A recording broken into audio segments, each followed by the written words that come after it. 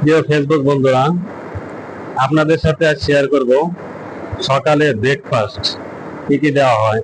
এখানে আছে mango juice, dragon juice, আমাদের দুই পদের জুস দেওয়া হয় এখানে। এখানে আছে থাই থিক স্যুপ, বাংলাদেশের মানুষের সবচেয়ে জনপ্রিয় স্যুপ হচ্ছে থাই থিক স্যুপ। এখানে দেওয়া হচ্ছে থাই ক্লিয়ার স্যুপ।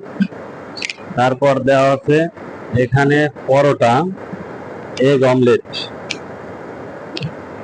এখানে দেওয়া আছে চিকেন বোনা, সাথে আছে মিক্স ভেজিটেবল। এখানে আছে plain pulao, red sauce pasta.